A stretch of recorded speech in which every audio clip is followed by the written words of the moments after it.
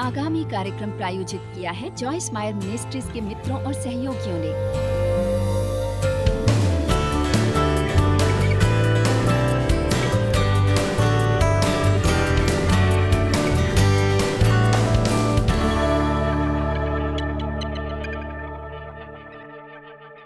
झगड़ा एक और ही स्तर है, नाराज़गी एक छोटा-सा हैंगनेल है। झगड़ा वो है जो आपको हैंगनेल के बिगड़ जाने से होता है और वो संक्रमित हो जाता है और ये अब आपको सचमुच बीमार करने लगा। इसलिए ये महत्वपूर्ण है कि इन छोटी-छोटी नाराज़गियों से निपटा जाए। छोटी-छोटी बातें, छोटी-छोटी लोमड़ियाँ ही अंगूरों को बर्बाद करती है। वो मेरी भावनाओं को ठेस पहुँचाती है, वो बस बंद करें। ये कभी ना कहें तुमने मुझे ठेस पहुँचाई है, स्वयं से कहिए। ये मेरी ज़िम्मेदारी है। आमीन। अब झगड़े की परिभाषा है कलह, बहस, जोरदार मतभेद और एक क्रोध का अंडर करंट। और मेरे ख्याल से जो भाग मेरे लिए सबसे डरा देने वाला है वो है क्रोध का अंडर करंट, क्योंकि तभी ही सबको एक तरह से पता चल जाता है कि कुछ तो है जो सही नहीं है, पर कोई भी इससे निपटता नहीं। आप इसे माहौल में महसूस कर सकते हैं, आप इसे पति या पत्नी के बीच में महसूस कर सकते हैं, आप इसे माता पिता और बच्चों के बीच महसूस करते हैं, आप इसे काम पर महसूस करते हैं, आप इसे चर्च में महसूस करते हैं। आमीन। साथ ही आज हम 3 बातों के बारे में बात करने वाले हैं जो बाइबल में लिखा है कि झगड़ा उत्पन्न करते हैं। आप देखें, आप बहुत बार जड़ से छुटकारा नहीं पा सकते जब तक कि आप फल से ना निपटे। इसलिए हम एक तरह से वापस उस संदेश पर जाएंगे। सबसे पहले हम देखेंगे कि कितना महत्वपूर्ण है सहमति में रहना सीखना, और उसे करने के लिए हमें ये सीखना होगा कि कैसे असहमत होना है सहमति से पूरी तरह से। आमीन। इसलिए हम पहले देखने वाले हैं मत्ती 18:19। फिर मैं तुमसे कहता हूं,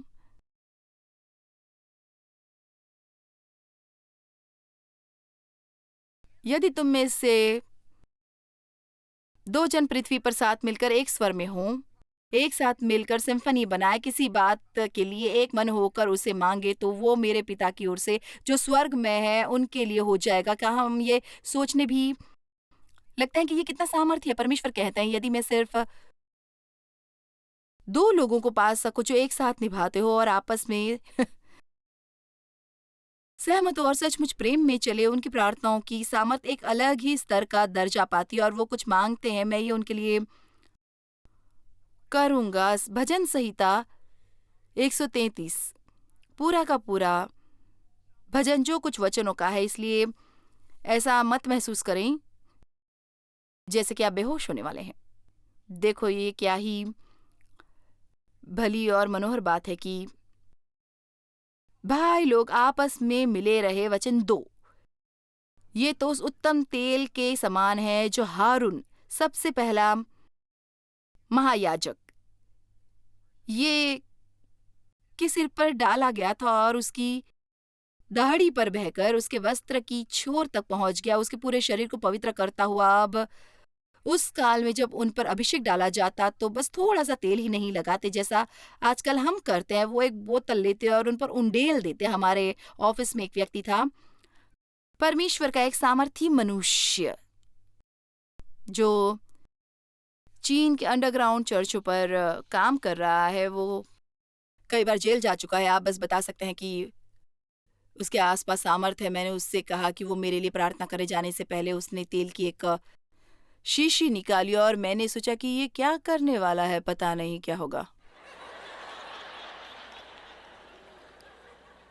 ओ, वो लगता है असली काम करने वाला है, पर मैंने उसके असिस्टेंट से कहा, क्योंकि ये व्यक्ति इंग्लिश भी नहीं बोलता था, तो मैंने सोचा कि मैं उससे बातचीत नहीं कर सकती, इसलिए मैंने उसके असिस्टेंट से कहा वो कहीं मेरे सिर पर ये तेल न डाले, है ना। उसने कहा नहीं, वो शुक्र है। उसने वो तेल थोड़ा सा लगाया, पर पॉइंट ये है, पुराने जमाने में वो वैसा नहीं करते थे। आप पर अभिषेक डाला जाता और ये आपकी दाढ़ी बालों से बहकर पूरे शरीर से बहता हुआ आपके पूरे शरीर को कवर करता है। इसलिए एक कहावत है, एकता एकता अभिषेक की तरह है। मैं चाहती हूँ कि आप इसे समझ लें। आप में से कुछ ये समझ नहीं पाते कि अभिषेक क्या है, पर अभिषेक प्रतिनिधित्व करता है आपके जीवन में परमेश्वर की उपस्थिति और सामर्थ का, पूरी तरह से आपके जीवन में। आमीन। मैं जो करती हूँ वो करती हूँ परमेश्वर के अभिषेक द्वारा। मैं आपको कुछ बताना चाहूंगी। हम सबको एक अभिषेक लेकर चलने की ज़रूरत है। आपको बस एक अभिषेक की ज़रूरत नहीं क्योंकि आप सेवकाई में हैं, आपको अभिषेक चाहिए बच्चों के पालन के लिए, आपको बेशक अभिषेक चाहिए विवाहित होने और विवाहित बने रहने के लिए। आमीन। और अगले वचन में लिखा है, ये हेर्मोन की उस ओस के समान है, बहुत ऊंची, जो सिय्योन के पहाड़ों पर गिरती है, जहां वे थे। यहोवा ने तो वही सदा के जीवन की आशीष ठहराई है, उच्च वर्ग और निम्न वर्ग के लिए। इसलिए यदि आप में एकता है तो आपको अभिषेक मिलेगा ही और आपको आशीष मिलेगी।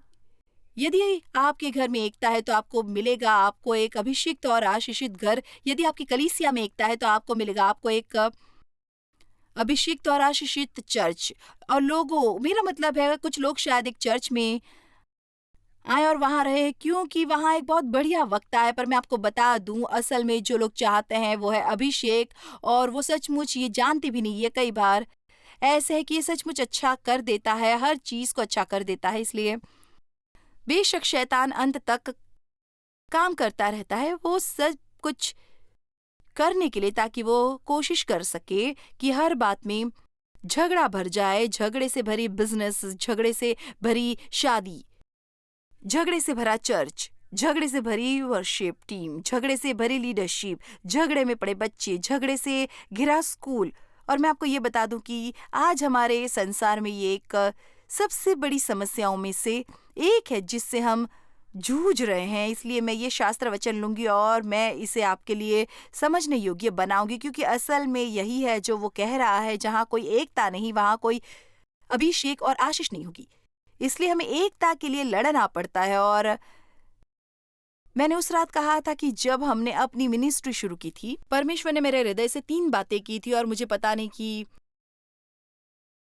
मैं आपको इस वक्त क्या बता रही हूँ। तो ये परमेश्वर थे जो मुझे हिदायत दे रहे थे। उन्होंने कहा कि 3 बातें हैं जो मैं चाहता हूँ कि तुम करो। यदि तुम इन बातों को करोगी तो मैं तुम्हें आशीष दे सकूंगा। अपने जीवन से झगड़ा बाहर रखो। ये थी पहली बात, उसे अपनी मिनिस्ट्री से बाहर रखो, उसे अपने घर से बाहर रखो। अब ये काफी दिलचस्प है, उन्होंने ऐसा करने की जिम्मेदारी हमें ही दी। अब बस बैठे नहीं रह सकते कि काश हमने निभ सकती। ये काम नहीं करेगा, आपको कई तरीके ढूंढने होंगे, और अक्सर इसके ये मायने होते हैं कि किसी को कुछ एडजस्टिंग करना होगा, और मैं नहीं चाहता कि मुझे ये करना पड़े। और फिर उन्होंने कहा, जो कुछ भी तुम करती हो सर्वोत्तम करो और ऐसा व्यक्ति बने जो निष्ठावान हो। हम बाकी 2 पर नहीं जाएंगे, पर एक बहुत बढ़िया शिक्षा है। तुम्हारा घर कैसा है? क्या तुम अपने चर्च के झगड़ों में हिस्सा लेते हो? झगड़ा प्रकट होता है आलोचना और दोष सिद्धि से, और चीजों के प्रति खराब रवैया रखने से, एक चिड़चिड़ी आत्मा से घर में ये प्रकट होती है। उन लोगों से जो एक दूसरों को अनदेखा करते हैं, एक दूसरे से बात नहीं करते, या चीखते चिल्लाते हैं, और चाहे कोई बहस ना कर रहा हो या कलह ना हो, वहां एक क्रोध या अंडर करंट होता है जो हर कोई महसूस कर सकता है, और उसे बदलने की जरूरत है। और हम में से हर एक को ये जिम्मेदारी लेनी पड़ती है कि हम अपनी भूमिका निभाएं और इस बात को सुनिश्चित करें कि ये बदले। और अपनी मिनिस्ट्री में हर को ये संदेश देते हैं जब उनको काम पर रखा जाता है। हम उन्हें ये बता देते हैं कि हम झगड़े को नहीं झेलते, और यदि वो झगड़े से बाहर नहीं आएंगे, हम उनकी मदद करने की कोशिश करते हैं। हम बस लोगों को दरवाजे से बाहर नहीं करते, पर यदि लोगों को मेरे लिए काम करने की जरूरत नहीं है आमीन। सचमुच यही सच्चाई है। मेरा मतलब आपको चर्च जाने की जरूरत नहीं, यदि आप पास्टर को पसंद नहीं करते। मेरा मतलब है ये कितनी मूर्खता है। इसलिए मैं ये प्रार्थना करती हूँ कि परमेश्वर उन लोगों से छुटकारा दिलाएंगे जो मेरी बिल्डिंग में है और वहां उनकी जगह नहीं है, और वे ऐसे लोगों को लाए उस काबिल हो। मुझे सही लोग चाहिए, बस केवल लोग नहीं, मुझे अपने जीवन में सही लोग चाहिए। क्योंकि मैं आपको ये बता दूं, एक व्यक्ति जो झगड़ालू हो, जिससे निपटा ना गया हो, असल में बहुत सी समस्याएं फैला सकता है। अंत में, और मैं बढ़ा चढ़ा नहीं रही क्योंकि मैंने इसे होते हुए देखा है। ये एक चर्च को अंत में तबाह कर सकता है। पता है, बहुत से महान चर्च बनाए जा रहे हैं, पर मैंने सुना है कि उससे कहीं ज़्यादा बंद हो रहे हैं बजाय उसके जो बनाए जा रहे हैं। और बहुत से में कारण ये है कि वहाँ एक किस्म की बकवास चल रही है। हर एक की अपनी एक राय है और हर कोई सही होना चाहता है, हर कोई बॉस होना चाहता है, हर कोई पाने वाला दिन चाहता है। तो हमें सीखना पड़ा कि कैसे सहमति से सहमत होना है। इसलिए मैं कुछ कहना चाहती हूँ जो मेरे ख्याल से परमेश्वर हमें अभिषेक देते हैं कि आप उसे तुरंत समझ सके। मैं डेव की सभी रायों से सहमत नहीं होती और हर बात जो वो सोचता है या हर बात जो वो करता है वो ज़रूरी नहीं, पर मैं अवश्य ही डेव से सहमत रहती हूँ। मैं उससे प्रेम करती हूँ। वो एक अच्छा मनुष्य है। मैं उसके चरित्र से सहमत हूँ, मैं उसके सिद्धांतों से सहमत हूँ। देखिए, सहमत में रहने का ज़रूरी मतलब ये नहीं कि आप हर व्यक्ति से उनके सब तरीकों से सहमत हो जाए, पर इसका मतलब ये है कि आप उसका आदर करते हैं और आप उसकी कद्र करते हो। कि चलो एक उदाहरण लें, जैसे शायद सभी डिनोमिनेशनल वाली बात, अब आप जानते, मेरा मतलब है मेरी तरह के बहुत सी लोग हैं और बहुत से लोग ऐसे हैं जो ये सोचते हैं कि जो मैं कर रही हूँ वो मुझे नहीं करना चाहिए। बहुत से लोग जो शायद सोचते हैं क्योंकि मुझे बहुत सी औपचारिक शिक्षा नहीं प्राप्त हुई, मैं ये सब करने के लिए क्वालिफाइड नहीं हूँ, पता है, वो कहते हैं बार-बार। मेरा मतलब है मेरे पास सब कुछ अच्छी बातें हैं जो मेरे बारे में कही गई हैं, पर मुझे कुछ ऐसी बातें भी सुननी पड़ी जो अच्छी नहीं, और मैं बस ये कहती हूँ कि इसका सबूत है उन 40 सालों में जिनमें मैं कार्यरत रही हूँ, इसलिए मैं उनसे जाऊँगी भी नहीं। इसलिए बाइबल में लिखा है कि तुम उन्हें जानोगे उनके फल द्वारा, उनके सिद्धांतों द्वारा नहीं। और बहुत से लोग जिन्होंने मेरी आलोचना की है, जो मैं कर रही हूँ, वो स्वयं भी कुछ नहीं कर सके। इसलिए ये बहुत अफ़सोसजनक है। पर चलो बस ये कह दें कि आपके पास है, हाँ, यहाँ जो चर्च है शायद वो इसमें विश्वास नहीं करते। पता है, किसी भी पेंटाकॉस्टल बातों पर वे कहते हैं कि आत्मा के सभी वरदान चर्च के साथ चले गए। पता है, बहुत बार हम मनगढ़ंत बातें बना लेते हैं क्योंकि ये हमारे जीवन में नहीं है, इसलिए हमने फैसला किया है क्योंकि ये मेरा अनुभव नहीं है। इसलिए वो फैसला करते हैं कि वे मेरे विरुद्ध हैं।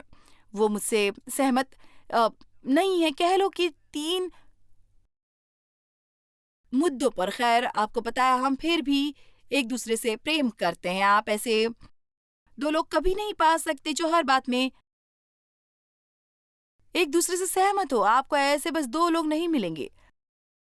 आपको ऐसा चर्च नहीं मिलेगा, ख़ैर, जहाँ आपको उनके द्वारा की गई हर एक बात पसंद आई। आपको ऐसा बच्चा नहीं मिलेगा जिसकी की हुई हर बात आपको पसंद आएगी। आपको विवाह के लिए कोई ऐसा व्यक्ति नहीं मिलेगा जिसकी की हुई हर बात आपको पसंद आए। पर प्रेम इससे ऊपर उठ सकता है और प्रेम का काम कर सकता है सहमति के मुकाम ढूँढने पर। अब डेव और मैं पूरी तरह अलग हैं, हमारी शख्सियत अलग है। मेरा मतलब है, आपको देखना चाहिए जब हम इकट्ठे मिलकर घर को डेकोरेट करने की कोशिश कर रहे हों, तो ये ऐसे है जैसे, खैर, अंत में मैंने इसे छोड़ दिया। मैंने कहा, डेव प्लीज़, प्लीज़ बस मुझे ये घर सजाने दो प्लीज़। ये सचमुच मेरे लिए अहम है, बस मुझे घर सजाने दो। तुम जाकर कुछ और कर सकते हो जो तुम्हें पसंद है, मैं कुछ नहीं कहूँगी, पर घर से मुझे निपटने दो। इसलिए डेव जितनी चाहे गोल्फ खेले और मैं पूरी सजावट करती हूँ। आप कभी किसी से पूरी तरह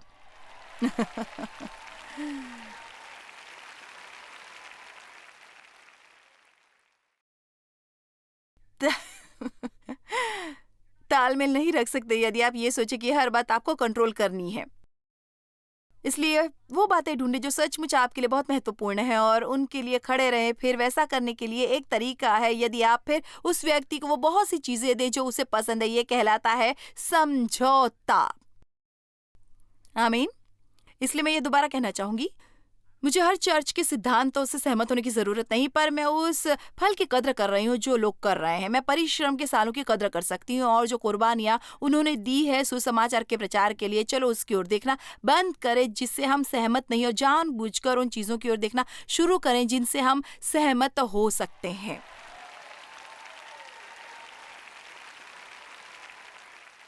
मैं सहमत नहीं हूँ देव की सभी रायों से, पर मुझे पसंद है जैसे वो लगता है। चलो भी कुछ ढूंढो। आमीन।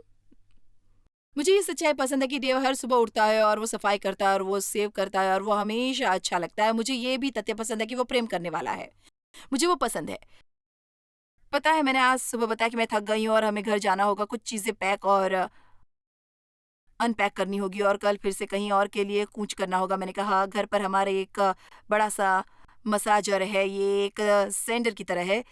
क्या कभी-कभी ने ऐसा कुछ देखा है क्या? वे अद्भुत नहीं, ख़ैर मेरा चिरोप्रैक्टर मुझ पर ये इस्तेमाल करता है, पर वो मुझे बताता रहता है, तुम्हें देव को सिखाना होगा कि कैसे इस्तेमाल करें। मैंने कहा कि क्या आपने इसे इस्तेमाल किया है? और उसने कहा हाँ, मैं ये 30 सेकंड तक करूँगा और ख़ैर मेरे ख़्याल से अब वो 2 या 3 मिनट तक कर चुका है, इसलिए देव मुझे वो मसाज देने वाला है उस सेंडर से जब मैं घर जाऊँ, इसके लिए मुझे देव बहुत पसंद है। मैं उससे सहमत हूँ।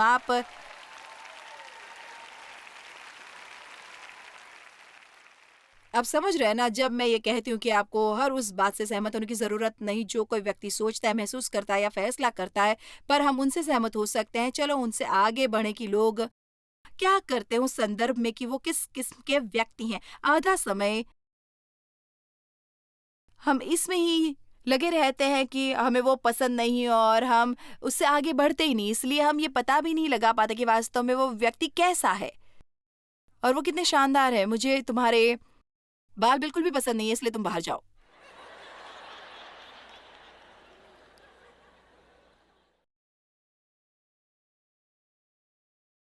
ये अच्छा होने वाला है कि आप तैयार हैं, अपने साथ वाले व्यक्ति से पूछिए कि क्या आप तैयार हैं? ओके, मुझे डेव का मन बदलने की कोशिश करने की ज़रूरत नहीं। ख़ैर मैं वैसा नहीं सोचती जैसा वो सोचता है। कुछ कह रहे हैं, ओके मैं आपको एक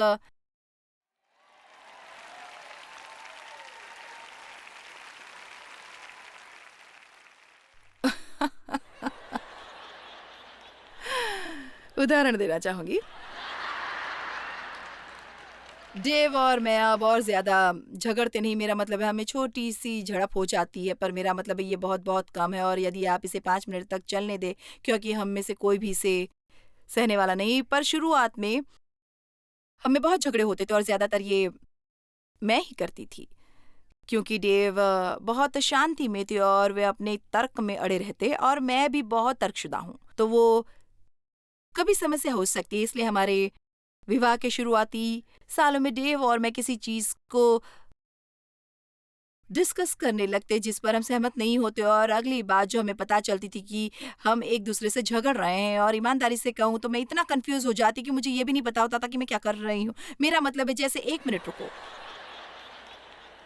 हम ये बात करने की कोशिश कर रहे हैं कि इस कमरे में कौन सा रंग लगाना है और अगली बात जो तुम मुझे बता रहे हो मैं डेव से उन सभी बातें निकाल निकाल के लाती हूँ, शादी से पहले वाली, और फिर बात खत्म होती है।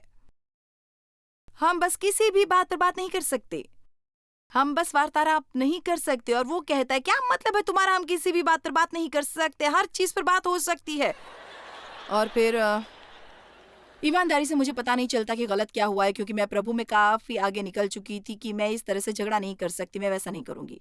और इसलिए मैंने सचमुच परमेश्वर से पूछना शुरू किया मुझे क्या करना चाहिए। बचपन से ही मेरे अंदर ये नकार की जड़ थी। मैं चाहती हूँ कि आप ये सुने, क्योंकि ये कुछ लोगों को ऊपर उठाएगा और इसलिए ये मुझे रिजेक्टेड महसूस कराता है। मुझे पता नहीं था कि अपनी राय को, अपने विचारों को उससे अलग करूं जो मैं हूं। इसलिए यदि ऐसा कोई नहीं सोचता जैसा मैं सोचती हूँ, केवल एक ही बात मैं करना जानती थी कि उनका मन बदलने की कोशिश करती। यदि मैं उन्हें अपने साथ उन्हें सहमत कर पाती, फिर मुझे महसूस होता कि मैं ठीक हूँ, और यदि वे मुझसे सहमत नहीं होते, फिर ऐसा महसूस नहीं कर पाती कि मैं ठीक हूँ, फिर मुझे महसूस होता कि मैं नकारी जाती। और जो परमेश्वर ने मुझे बताया वो था केवल देव तुम्हारी राय से सहमत नहीं होता, इसका मतलब ये नहीं कि वो तुमसे सहमत नहीं इसलिए कि उसे तुम्हारा आइडिया पसंद नहीं, इसलिए नहीं कि वो तुमसे प्रेम नहीं करता या कोई समझ नहीं पा रहा कि तुम क्या हो, इसलिए आपको लोगों को आज़ादी देनी चाहिए। आप समझ रहे हैं?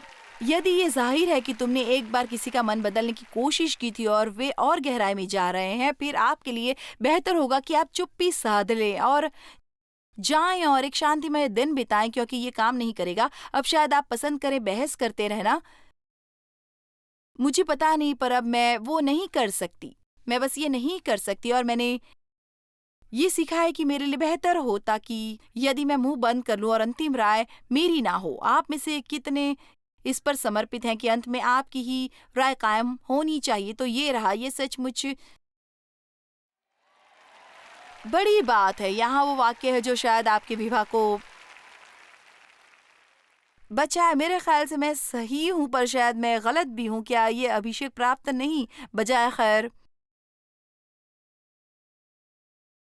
तुम गलत हो और मैं ऐसे ही हूं, और तुम मेरी कभी बात नहीं सुन रहे। आप जानते हैं क्या हनी, मेरे ख्याल से मैं सही हूं, पर मैं गलत भी हो सकती हूँ। ये ऐसे है कि मैं अभी भी कोशिश कर रही हूँ कि वो कहें मुझसे, और थोड़ा ज्यादा। हम अभी भी उस पर काम कर रहे हैं। दरअसल जब हम यहाँ ड्राइव कर रहे थे, ये गुरुवार की रात थी शायद, हम गुरुवार को एयरपोर्ट से आ रहे थे। मुझे पता नहीं, एक कार राइड में डेव ने कहा, ओ मैं उसके बारे में गलत था, और उसी कार राइड में उसने कहा, पता है तुम सही हो उसके बारे में। और मैंने सोचा, प्रभु दया करो, यीशु जल्दी आ रहे हैं।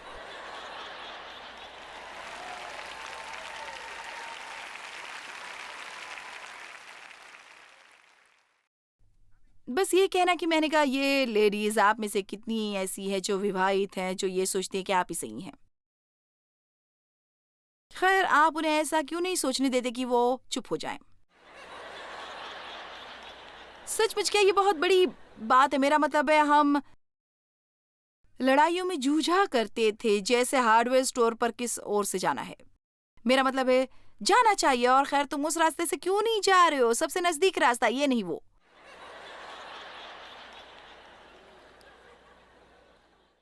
हम्म, ठीक है।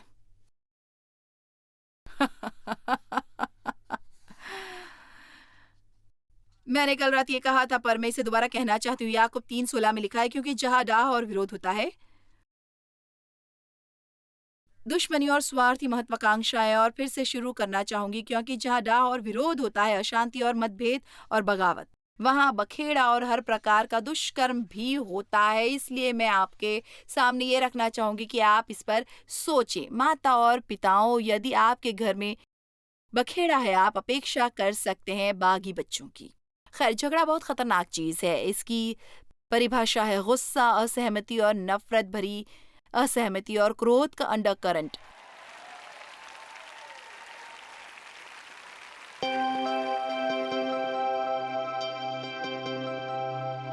सच कहूं, झगड़ा बहुत बुरी चीज है, हमें इससे दूर रहना चाहिए। यह है गुस्सा, असहमति और नफरत भरी असहमति और क्रोध को अंडरकरंट करता है। इसलिए बहुत बार यह क्रोध का अंडरकरंट हमारे जीवन में होता है, और सबके चेहरों पर मुस्कान है, पर पर्दे के पीछे कोई भी निभा नहीं रहा है। बाइबल हमें बताती है एकता के लिए, जहाँ भी एकता है वहाँ है अभिषेक और आशीष। और मैं आपको प्रोत्साहित करना चाहूंगी कि आप झगड़े को कैसे बाहर रखें और कैसे एकता में चलना सीखें। इसलिए मेरे साथ बने रहिए। मेरे पास थोड़ा कुछ और है जो मैं साझा करूंगी। यहाँ हमारे पास एक बहुत ही सामर्थी इंटरसेसरी प्रेयर मिनिस्ट्री है, और हम अपने पार्टनर की ज़रूरतों के बारे में प्रार्थना करना बहुत पसंद करते हैं, और उनसे इसके बारे में सुनना भी। परमेश्वर ने उनकी प्रार्थनाएं कैसे सुनी। हाल ही में ये एक मेल आई है विक्की से, जो ये साझा कर रही है कि उसके लिए पार्टनरशिप कितनी महत्वपूर्ण है। अब इसमें लिखा है, मैंने 1999 में जॉयस माय मिनिस्ट्रीज के साथ भागीदारी शुरू की और करीब 2008 में से बंद किया। खैर, मेरे ख्याल से मेरा ये रवैया था, मुझे जॉयस माय मिनिस्ट्री की ज़रूरत नहीं, और मैं अब ठीक ठाक हूँ। खैर, इस वर्ष की शुरुआत में 2016 में विक्की को ये पता चला कि उसे ब्रेस्ट कैंसर है, और वो उससे अकेले लड़ना नहीं चाहते थे। वो प्रार्थना के लिए मिनिस्ट्री की ओर मुड़ी। उसे प्रोत्साहन का एक खत मिला, क्योंकि वो उस प्रक्रिया से जो उसे प्राप्त हुई उससे वो प्रभावित हुई। विक्की ने फैसला किया कि वो मिनिस्ट्री के साथ फिर से सहभागी होगी। अपनी पार्टनरशिप नहीं करने के कुछ दिन के भीतर ही उसे 2 अन्य अनपेक्षित रिफंड और उपकार प्राप्त हुए। कुछ क्षेत्रों में जहां उसे इसकी सबसे ज्यादा जरूरत थी, उसने कहा, मुझ पर करीब रोजाना ही उपहारों की वर्षा हो रही है जब मैं मिनिस्ट्री की पार्टनरशिप में वापस आई हूँ और मुझे परमेश्वर की सामर्थ्य मिली है। जब हम देते हैं तो हमें दिया जाता है, अच्छी मात्रा में, हिला हिला कर, दबा दबा कर, भर भर कर बहना उन सब शानदार चीजों में जहाँ ये लिखा है। और आज मैं आपसे मांग रही हूँ, यदि आप हमारे सहभागी हैं, यदि आप मिनिस्ट्री के पार्टनर नहीं हैं, क्या आप नियमित हो सकते हैं? क्या आप बन सकते हैं नियमित आर्थिक रूप से वफादार सहायक पार्टनर? हमारी मदद करें आपकी मदद करते रहने के लिए और कई किस्म के लोगों की मदद करने के लिए दुनिया भर में, न केवल टीवी प्रोग्राम को प्रसारित करने में, पर भूखों को खाना खिलाने में, उन लोगों की मदद करने की जो सड़क पर रह रहे हैं, उन बच्चों को शिक्षा की जरूरत है जिन्हें, और दुनिया भर में बच्चों के लिए अनाथालय उपलब्ध कराने के लिए हमें आपकी मदद चाहिए। और आप देख सकते हैं कि विक्की ने क्या कहा, उसे कैसे लाभ हुआ है हमारे साथ अपनी पार्टनरशिप से। आप ऑनलाइन जाकर और अधिक जानकारी प्राप्त कर सकते हैं, या आप इसी वक्त हमें फोन कर सकते हैं और वो सारी जानकारी पा सकते हैं। आपको कोई विशेष रकम की जरूरत नहीं देने की हमसे पार्टनरशिप के लिए, हम बस आपसे मांगते हैं जो आप सर्वोत्तम दे सके। मेरा मानना है कि हम आपके लिए कुछ करने की कोशिश करते हैं, हम आपको सर्वोत्तम देने की कोशिश करते हैं कि हम आपको कैसे दें ताकि आपका जीवन विजयी हो सके। और मैं सोचती हूँ कि हम अपना सर्वोत्तम करेंगे और आप अपना करें तो हम एक पार्टनरशिप बना सकते हैं जो सामर्थ्य होगी परमेश्वर के राज्य के लिए। इसलिए धन्यवाद मेरा अनुरोध सुनने के लिए और जवाब देने के लिए। हाँ जॉयस, मैं आपका पार्टनर बनना चाहता हूँ। धन्यवाद और आपका दिन बढ़िया रहे। जॉयस मायर मिनिस्ट्रीज में आप हमारे लिए बहुत ही कीमती हैं, जितना कि आप जानते हैं। हम आपकी सराहना करते हैं और इस सेविकाई को दुनिया भर में संभव बनाने के लिए हम अपने दोस्तों और सहभागियों को धन्यवाद देते हैं। हम साथ मिलकर भूखों को खाना खिलाते हैं, गरीबों को कपड़े देते हैं और कई देशों में सुसमाचार बांटते हैं। अपना प्रार्थना निवेदन भेजने के लिए कृपया आज ही संपर्क कीजिए jmmindia.org पर। हमारे स्रोतों के बारे में और भी जानिए, जॉयस की सभाओं की सूची देखिए, हमारे साथ सहभागी बनने के लिए, क्योंकि हम दुनिया भर में मसीह के प्रेम को बांटते हैं।